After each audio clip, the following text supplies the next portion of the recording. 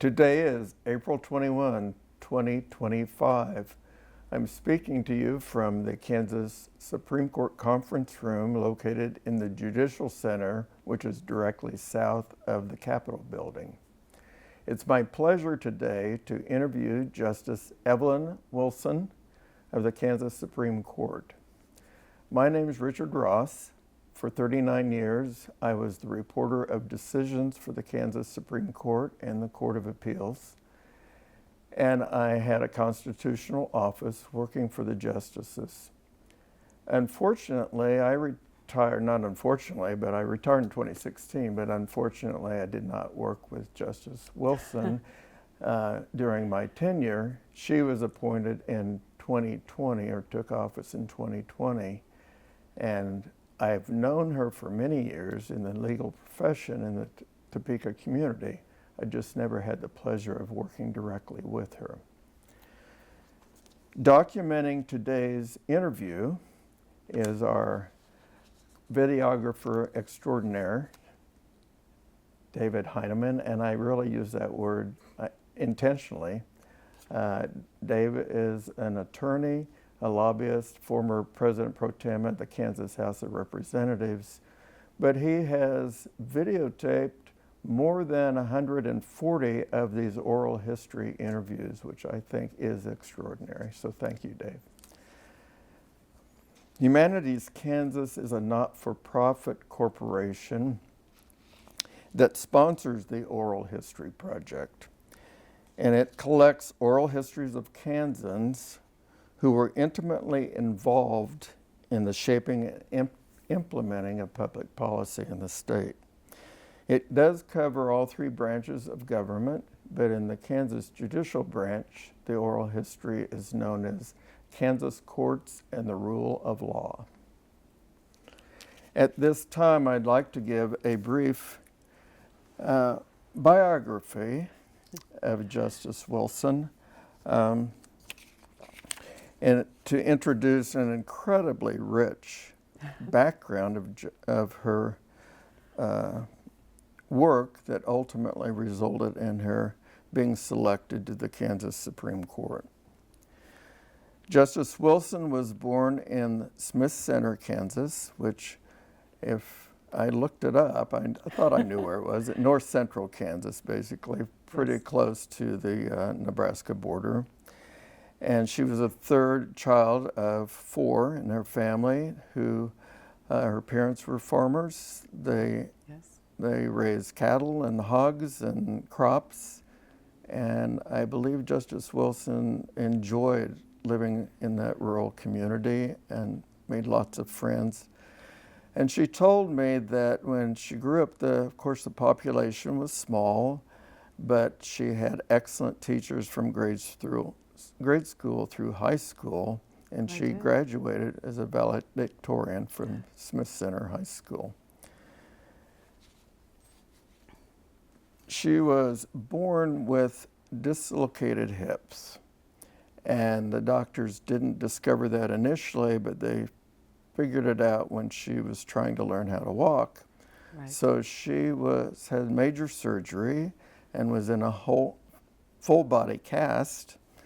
And I liked the story that she told me her father built her a cart with wheels so she could go around the farmyard to get to places without having to use her feet, because obviously they were in this cast. So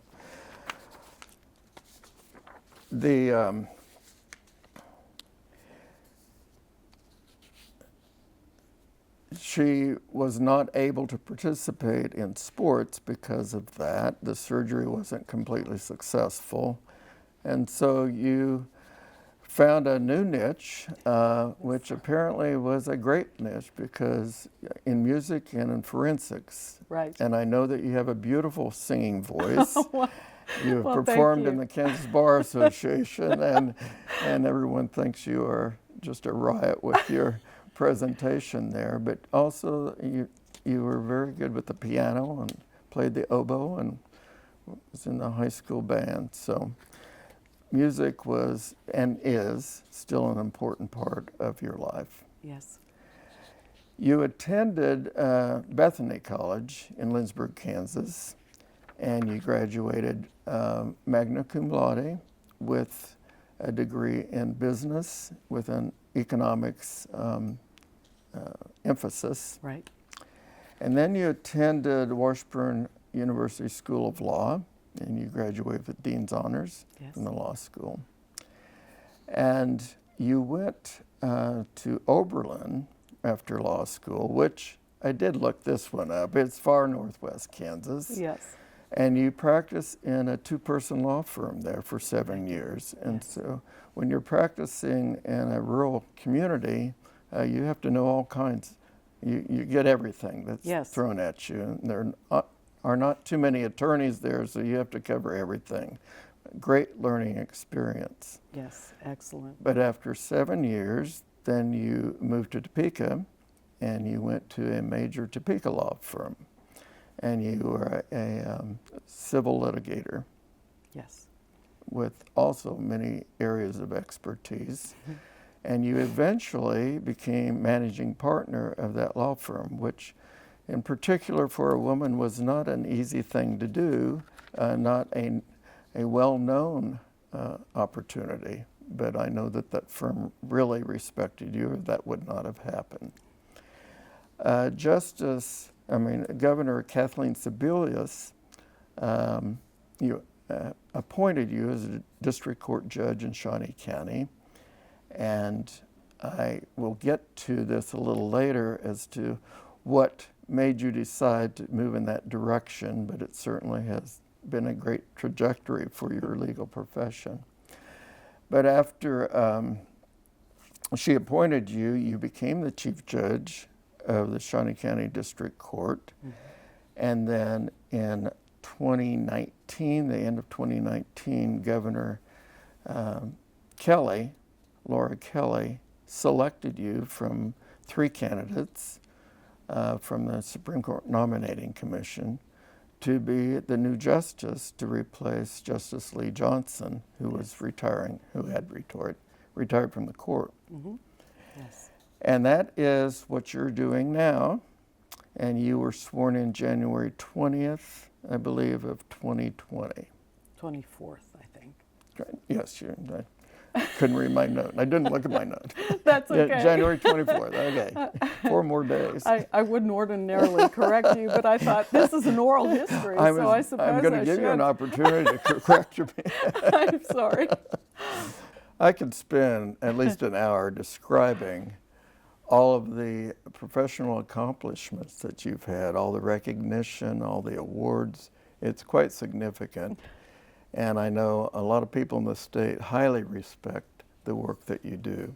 But that's not the point of why we're here. We're here to hear from you and to hear what your judicial philosophy is, and to hear how you see how the judicial branch should remain independent from the other 2 branches of government. So this is an opportunity for you to correct anything that I said that's incorrect, or to add anything at this time. Oh, I guess what I would just add is that I didn't know any women lawyers. I didn't know really very many lawyers when I was growing up. We were a strong farming community. And yet my dad kind of passed over me from my sisters to my younger brother in the farming because of my hip problems. So when I was in junior high, I read a book about the Salem witch trials, and I was so offended by what happened to this woman. She was smart, she was a good person, she helped with her community, she loved her family, and someone just didn't like her, and so simply accused her of being a witch. And I thought that was so unjust. And I thought, boy, I wish I had been there so that I could do something about that and stand up for her and protect her. And who does that? Lawyers do that. And so that was the first time I thought maybe it would be great to be a lawyer so I could be that protector and represent people. And my mother desperately wanted me to be a professional musician. And I'd had piano lessons since I was 5. I took voice lessons. But one night at dinner, and we always had dinner together, my mother and I were talking about going to Bethany and what I would major in. And we spoke mostly of probably majoring in music. And my father, who was quieter, just spoke up and said, "Whatever happened to being a lawyer?" And honestly, that was the first time I thought, wow, he really thinks I can. And if my father thinks I can do it, then maybe I can. So that became my ultimate goal. And I majored in business at Bethany. I like music. I've always been around music and I've always enjoyed music, but I quickly decided that I didn't want to be around music 8 hours a day or more, teaching it or even performing it. So I majored in business in case I didn't get into law school. And I thought that would be useful.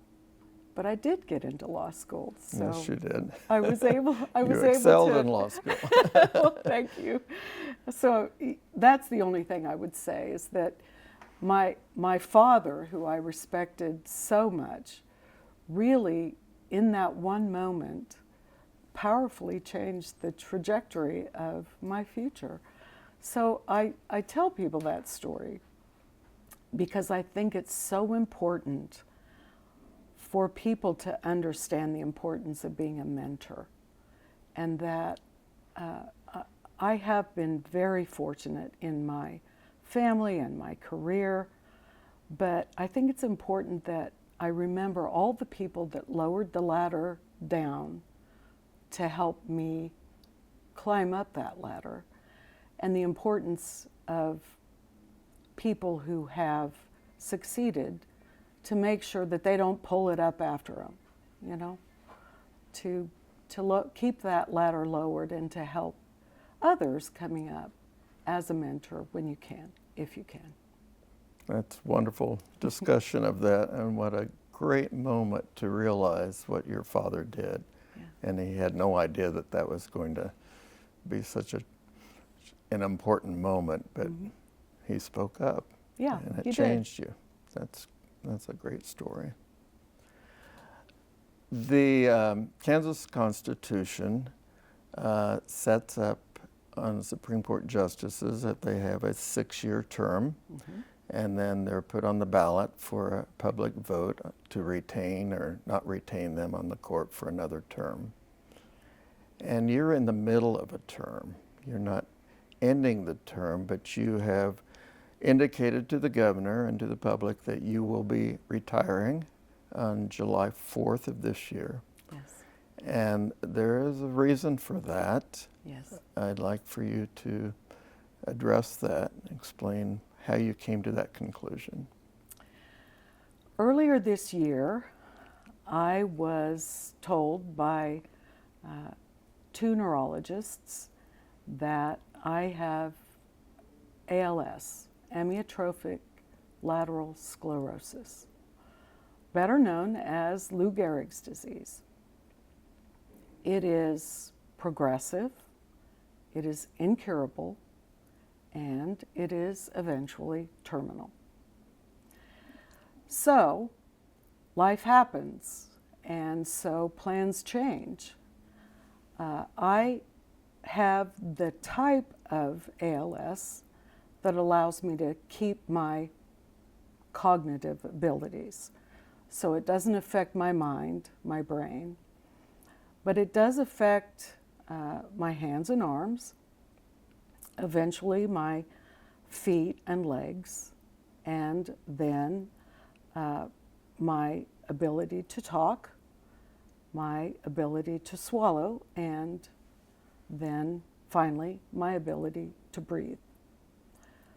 So I am in a position that requires the highest level of performance, expertise, knowledge, and all the ability that I have acquired over the course of my life and my career. And I am not going to be able to perform that at a speed and at a level that suits me. Anyone who takes this position needs to understand how difficult the job is, and also the mantle of responsibility that you have always, at all times, during working hours, during evening, weekends, at night. I wake up and I think about cases, I think about that responsibility. When I was a district judge, I understood that I needed to do the best I could in following the law, applying the law to whatever evidence someone might present at a hearing or a trial. But I always knew in the back of my mind that if I made a mistake, and we're all human, all humans make mistakes, that there was an appellate court who could There's a fix backup them. there. Yeah, they could look at it. They could look at the issues that are raised where they said, Judge Wilson in the trial court did this wrong. And you need to look at this and correct it and send it back. So always in the back of my mind, I knew that that could happen if I made a mistake. And at the Supreme Court level, as far as Kansas law is concerned and interpreting the Kansas Constitution and Kansas law, we're last. And so if we get it wrong, it is it is difficult to fix it.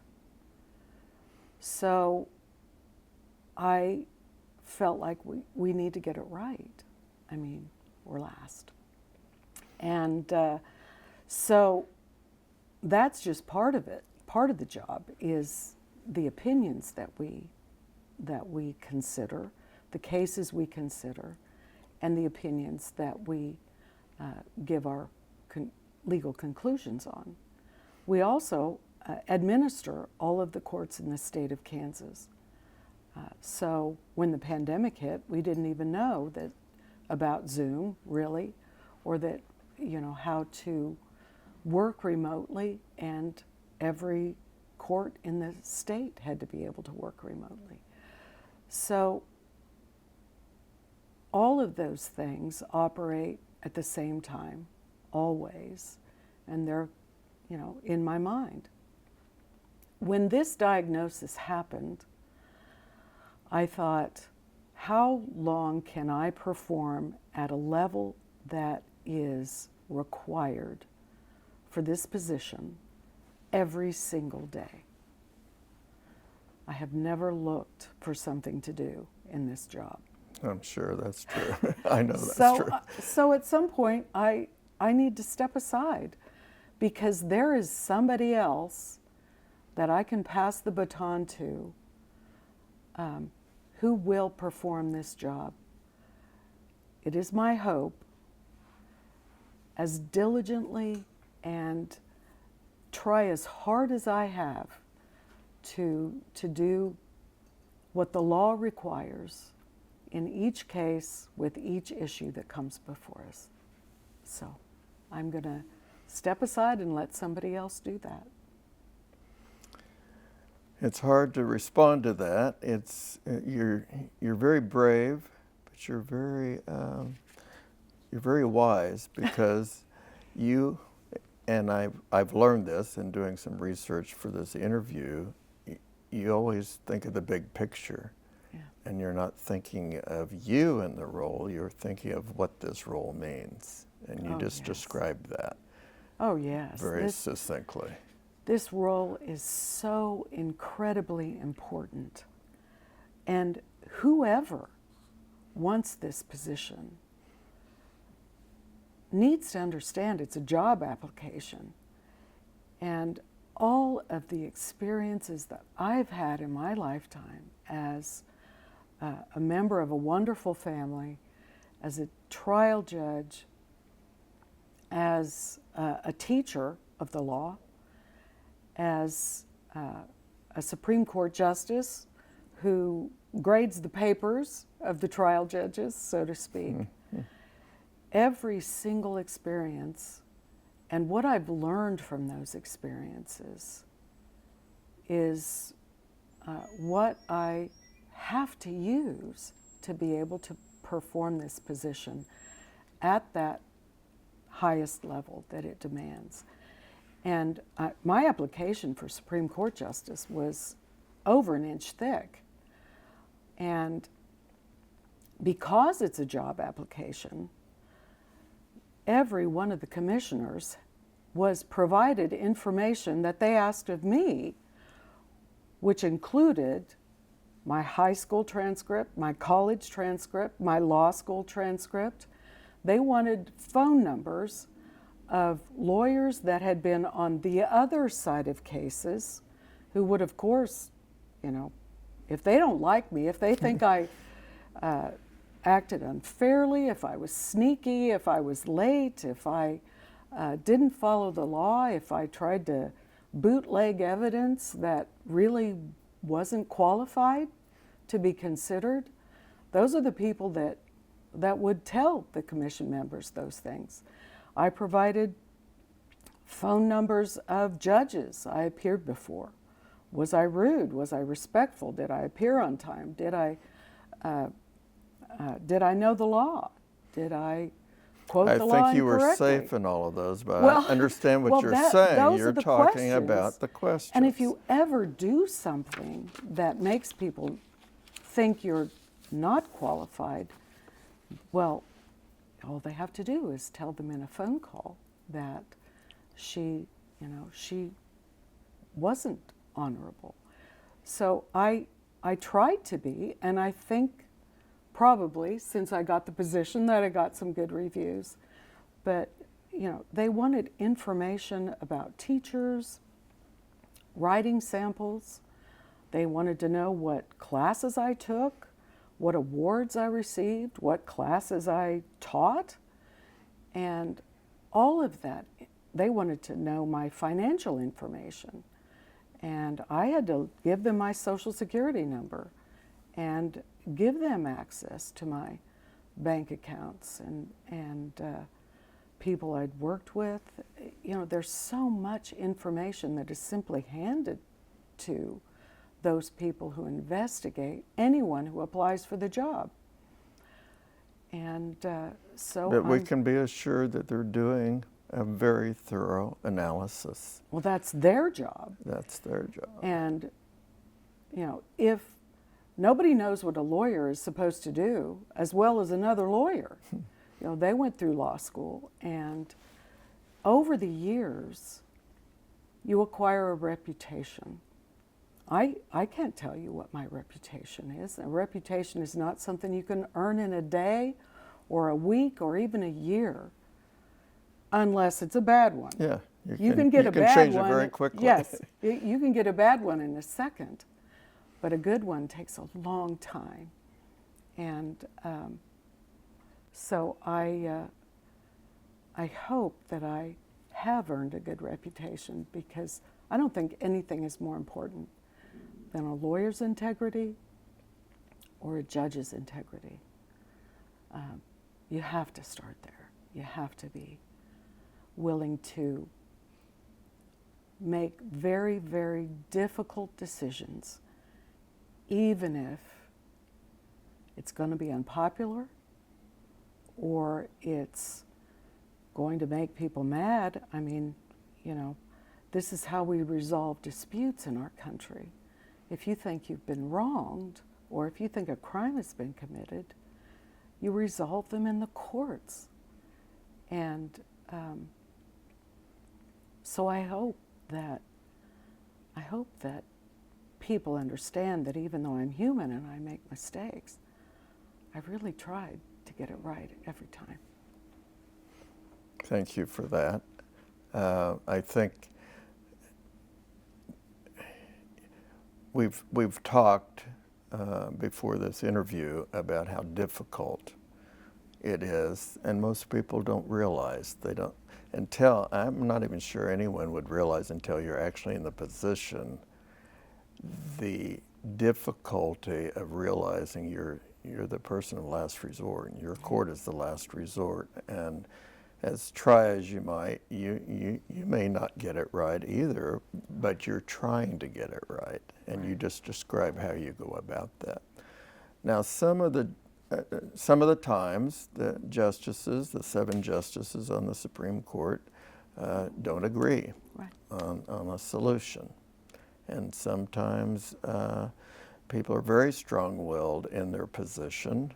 But can you describe how the court resolves those kinds of conflicts and how you learn to respect each other in spite of the fact that you may not agree on something? Oh, absolutely. And the thing about being a judge is that we do things completely different from the agents of the people in the legislative branch and in the executive branch.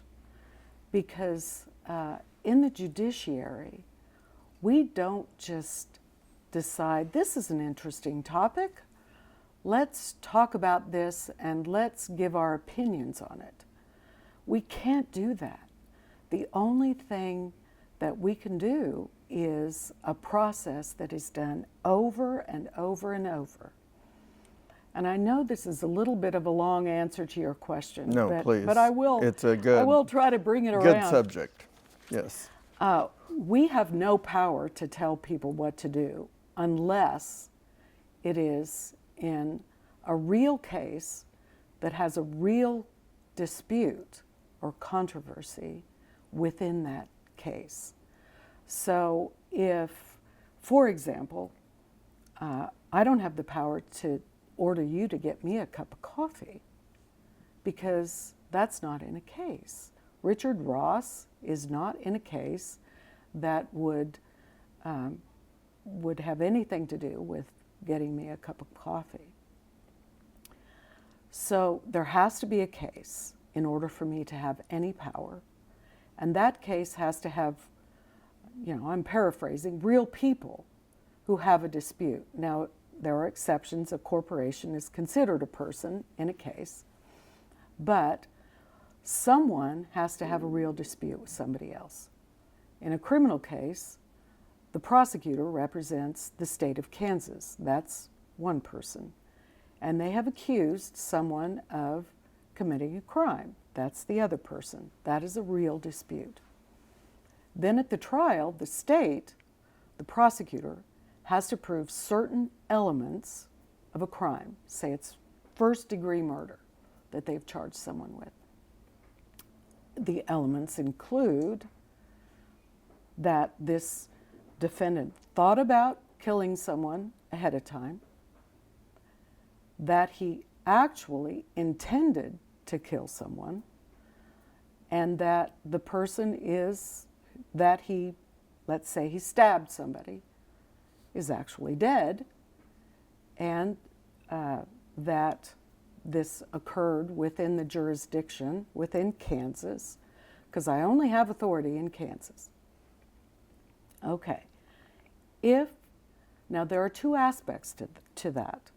There is the law that is set by the legislature on the elements of murder. So I know what the elements are, and I tell the jury that. But the facts have to be proven beyond a reasonable doubt to the jury, who decides the facts and whether or not it has been proven to that degree. And then when the trial is over, let's say that person is convicted by the jury, then it comes to an appellate court. The reason it gets to an appellate court is because the legislature has said you get to appeal that decision to a higher court. And the defendant, if the defendant, because the defendant lost, thinks he didn't get a fair trial because the rules were not followed, he has to tell the appellate court which rules were not followed and why. And we look at that. We don't look at whether or not it was, he was a nice man. We don't look at any issue that hasn't been raised by the parties, unless, there are exceptions that we can raise by ourselves. If we say, wait a minute, this didn't even happen in Kansas, there's no tie to Kansas, we don't have power. So all of that happens within our power to decide issues within that case. And we decide whether that person got a fair trial. But if it's not an issue in a real case, we don't talk about it. So now I come to your question. Sometimes the law is not crystal clear as to how it applies in a particular fact situation. And so that party says, wait a minute, under this law, it's not clear that I should be convicted, and therefore I should get to go free. So we look at that law, all 7 of us, and we decide whether or not it's clear. If we decide it's clear and the facts show that this element was established under the law, then the defendant loses and the conviction stands. Sometimes we disagree on those points because we usually don't get the easy questions. If it's crystal clear, then we don't see it. So we might disagree on whether or not the law is clear, how the law should be applied in this particular fact situation. Most of the time we agree, frankly, but sometimes we don't. And if we don't, we might agree that the judgment is correct, but the analysis was wrong, so we concur. Or we might disagree with the result, and then we write a dissenting opinion. But always, always, we only look at the issues in the case, the law that applies to those issues, within the facts that were presented in that particular case. And we don't look at anything else. And the importance of that is that we sometimes cannot give what most of the people would like. Exactly. Because we don't take a vote. At the end of a case, the trial judge does not look at his full courtroom and say, okay, now all the evidence has been presented to the jury, and we have to decide whether this guy is guilty or innocent. So I'd like to take a show of hands. How many of you think that he should be found guilty? How many believe that he should be found not guilty? Okay, it looks like we have more guilty than not guilty, so sorry, Mr. Defendant, you lose. We never do that. And while we might understand that, and that can be a crushing pressure, any judge worth his salt has to be able to look at that pressure and set it aside, because we don't do what's popular. We have to protect the law. We protect the law honestly in the way each one of us interprets that law as best we can. And trust me, every one of the justices on our court takes that job very seriously. And if we have differences of opinion, well, that's just how it is. That is how it is. I mean, you have differences with your friends and your family. I mean, it happens. We don't all think alike. Right. But in what you're describing is you're applying the law as the way you see the law. We have to protect the law. Would you say that when we talk about how difficult your job is, the part that is probably the most frustrating, I'm interpreting this, but partly from what we've talked about before, is that the public doesn't really understand or grasp that you're not doing the public opinion. You're doing what should be done, but it's not just for that case, it's for protecting the law for them too, even though it seems unpopular at the time. Right. Yes, oh yes, and a lot of times that comes to bear with, for example, someone who has been accused of a terrible crime against a child, or it was particularly heinous. And an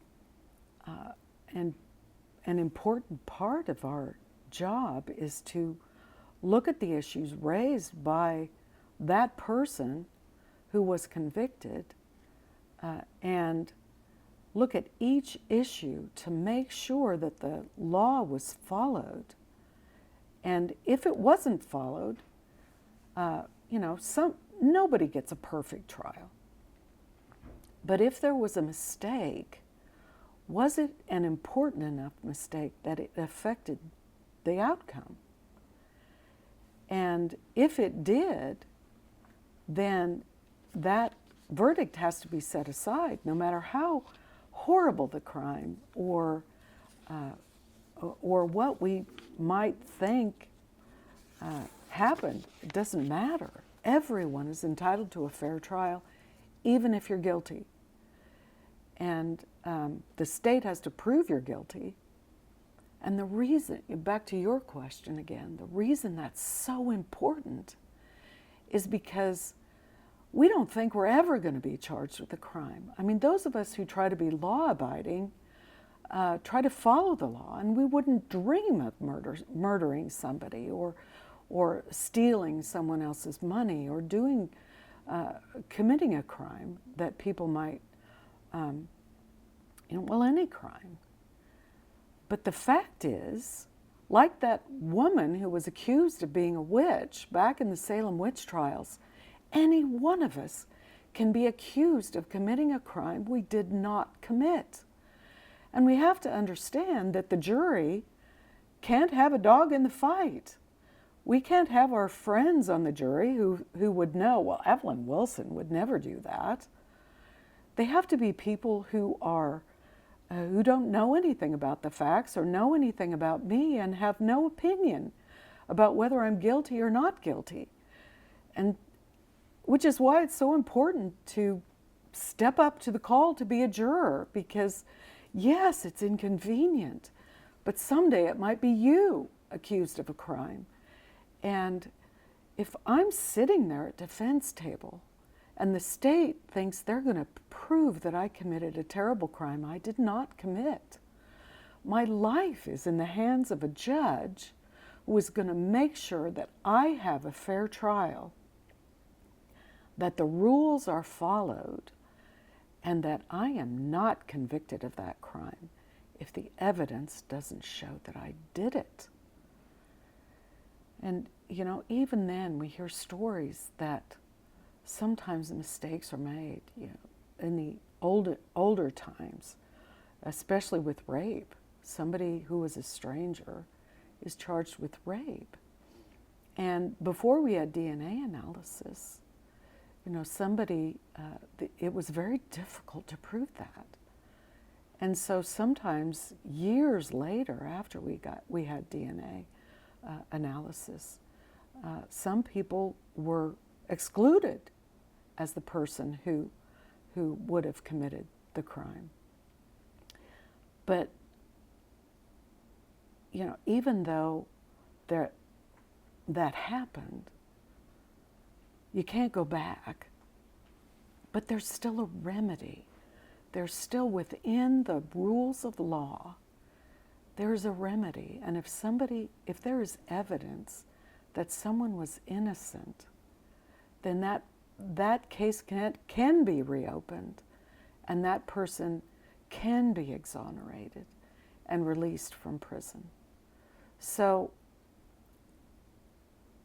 the law is very orderly in how it is carried out. And we look at the laws that apply, and we look, at least I've tried to, and I think that most judges take their role very, very seriously, and they look at that person on trial. Our law says, our supreme law of the state of Kansas and the United States says that someone is presumed innocent unless they are proven to be guilty.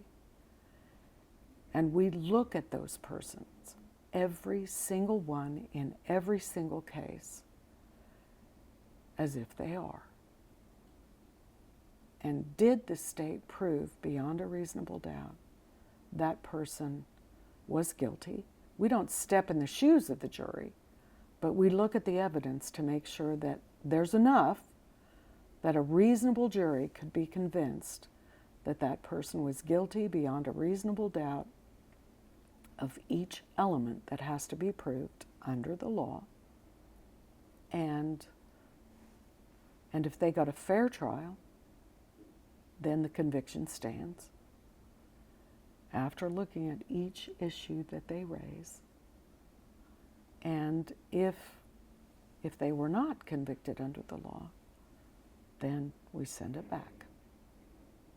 You talk about the evidence, and just to make clear, because I think there is some confusion from the public, even your role. They think you are a trial court sometimes. You're getting new evidence in the case, but as you explain, you're looking at the evidence that was presented and preserved in the trial court, and nothing new.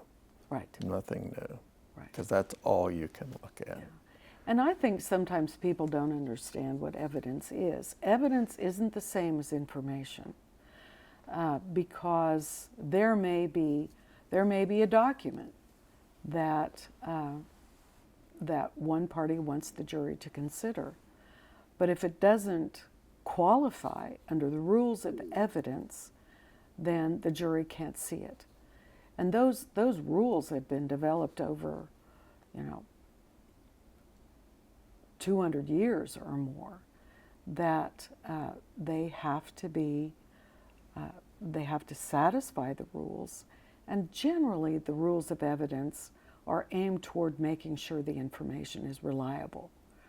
So I can't just get on the stand and say something that, Gladys, my next door neighbor, said that she saw that the light was green, or that she heard from her neighbor Phyllis that the light was green, or that somebody stabbed somebody.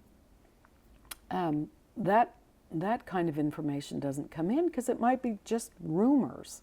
And we've all heard of hearsay, hearsay evidence. The evidence is supposed to be that person on the stand, I saw, heard, smelled, whatever it is that is asked of them to give information. And if somebody else did it, if somebody else saw it or heard it or smelled it or whatever the important information is, then it's not likely to get in unless it satisfies an exception to the hearsay rule. And I think there are something like 84 exceptions. 84 exceptions. I can't remember exactly, but it's around 80 exceptions to that. Behind us are Kansas reports. These are the vehicles that you look at for precedents, and they represent the actual opinion, written opinion and decision of the Supreme Court. And you rely on past opinions for your decisions. And can you describe why you do that, or what that means, or how? Sure. The supreme law of the land of Kansas, of course, is the Kansas Constitution. And beneath that law are statutes that are passed by our agents. The people's agents are the members of the legislature and the governor. Those people that we elect to do the people's will. And I think some people don't really grasp that the Constitution is the supreme law of the state of Kansas because it is passed by the people themselves. Direct democratic vote. The people themselves voted on that. And so that's why it is. The power, it's the law that trumps all other laws in Kansas. But beneath that are the laws that are passed by our agents, which are the statutes. And so the legislature has the job of establishing policy, what the people of Kansas want. And once they do that, they pass the statute, and then it goes to the executive branch. If the executive branch agrees, then they'll sign it. If they disagree, then they can veto it. And then it goes to the legislature again to decide whether or not they want to try to override the veto. And if it passes through that process, then it becomes a statute that people have to follow. The job of the judiciary is to interpret the law. So when we have a case that questions what a statute means, then we interpret the statute as applied to the facts of the case and the issues that are raised. Now, when we interpret that law, we write an opinion, and our interpretation gives the law a connotation that may affect future cases, future fact situations. And our interpretation of the law remains, of the statutes and the Constitution, remains that way unless and until, if it's a statute, and we interpret a statute, the legislature can change it, and that becomes the new law we interpret. So our interpretation goes into those gold books. And we have an internal policy because the law is better if it has stability and predictability. So those opinions that interpret the law are called the common law. Our interpretations remain that way unless we have a very, very good reason to change it. And that occurs until either the legislature changes it or we look at the doctrine of what we call stare decisis, which is that we don't change how we interpret the law lightly. And we don't change it just because somebody else is sitting in Justice Wilson's position.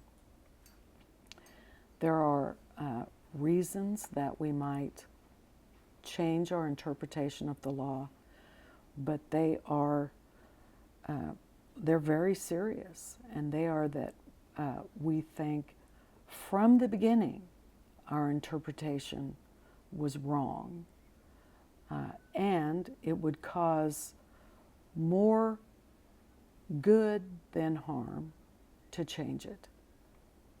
So if we don't think that it has been wrong from the beginning, and we don't think that more good than harm would come from change, we leave it, even if we disagree with it. That's a great explanation. Thank you for that. We are about at the end of our conversation. It's been a great conversation. Oh. You've been delightful, but I give you this opportunity to say anything else that you'd like to say before we conclude. Okay. Well, I guess what I would say is that it's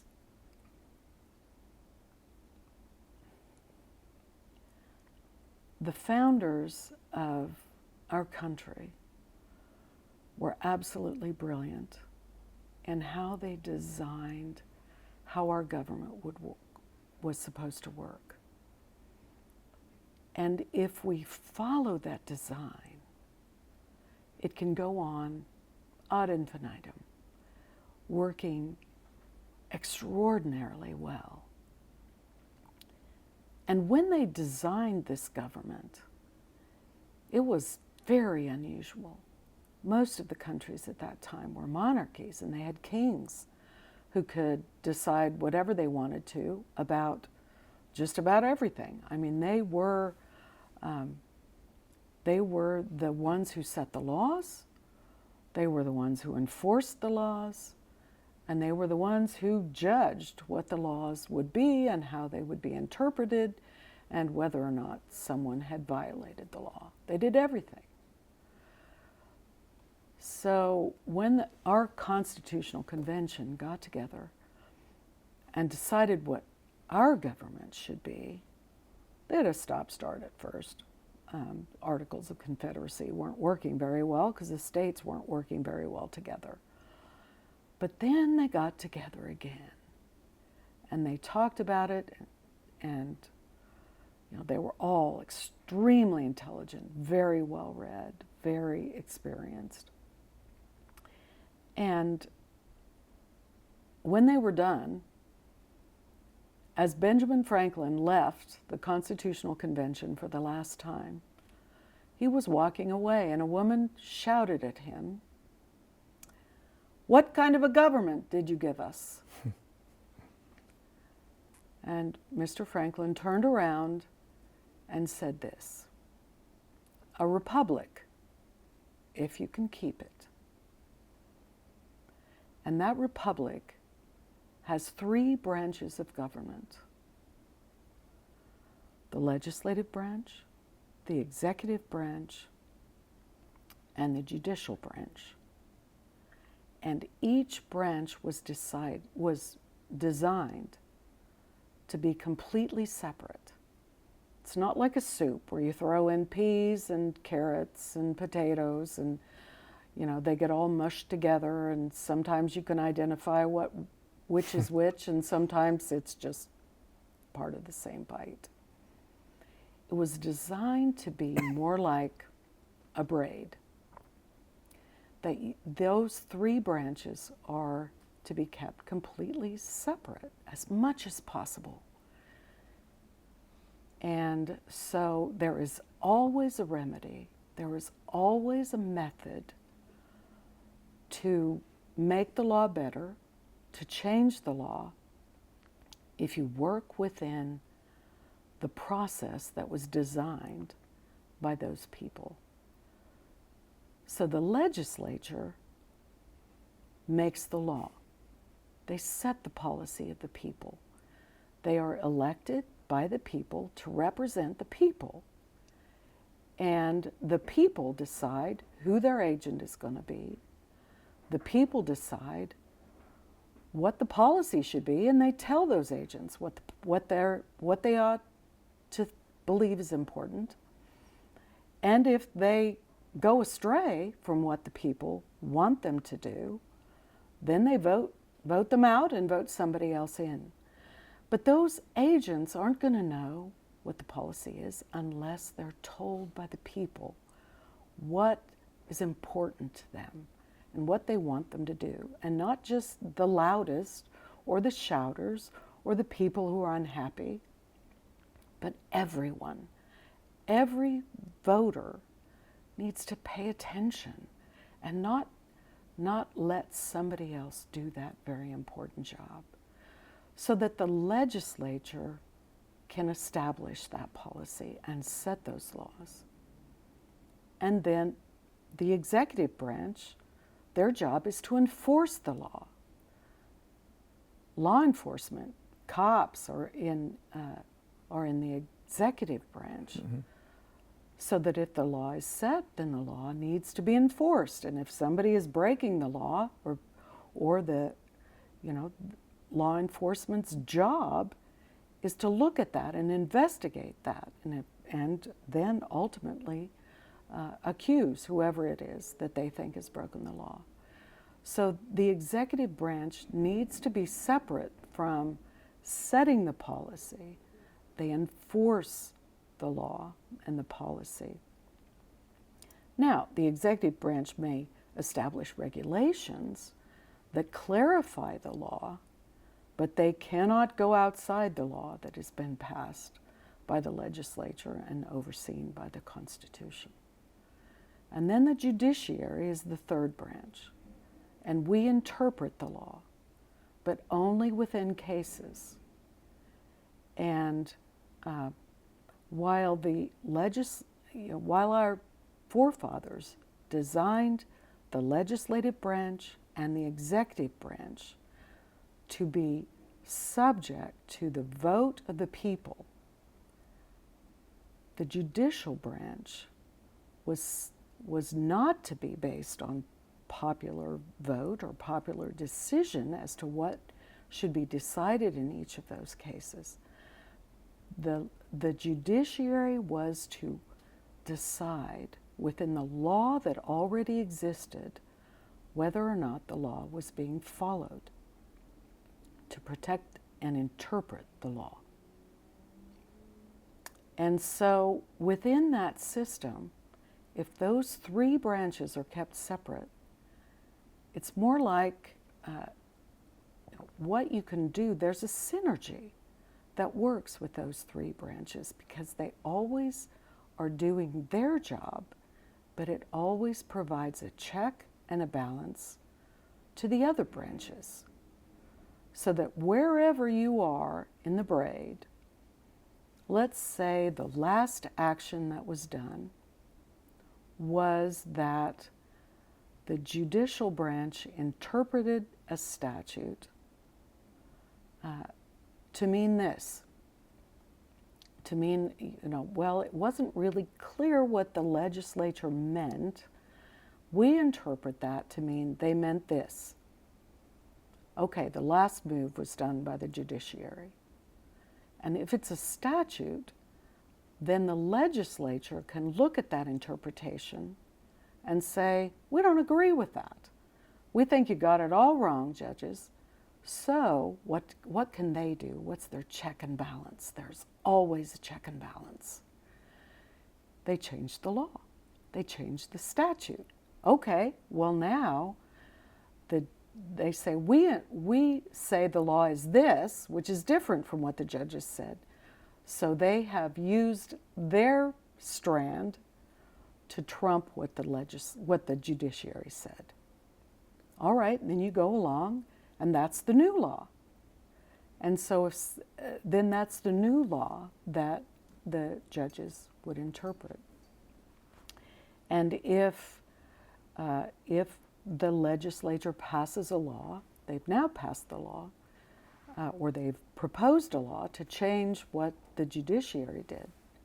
Now the executive branch can veto that if they think the legislature got it wrong, and their strand then trumps the new proposed law.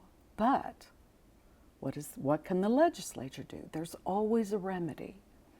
And the courts don't care until there's a case. That's why we can't be political. So that if now the governor has vetoed their proposed law, so who did the last action? Now the legislature can say, well, wait a minute. We think that the governor was wrong. But now they need 2/3 to override the governor. And so if they do that, then they trump what the executive branch did. And there's always a remedy. Then if somebody thinks this law is unclear, who is harmed by it, they can file a case. Okay, that then triggers the judiciary to interpret the new law and whether or not someone has violated that law. And if we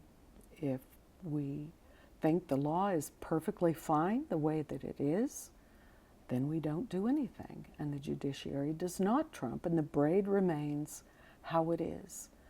But there is always a remedy if somebody is unhappy with the situation, with the braid as it is.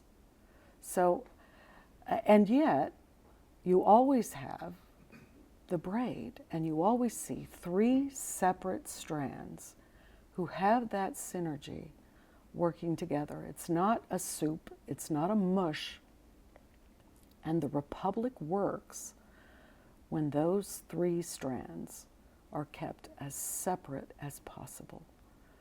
So, you know, the more that, all 3 branches have pressures, and no one is ever going to be able to make everyone happy. Absolutely not.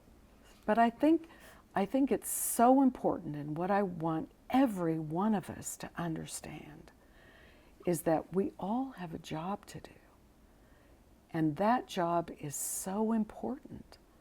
If we're a voter, we can't let that job be less than critically important. And whatever it is that we are to examine or vote on, we need to give it our best so that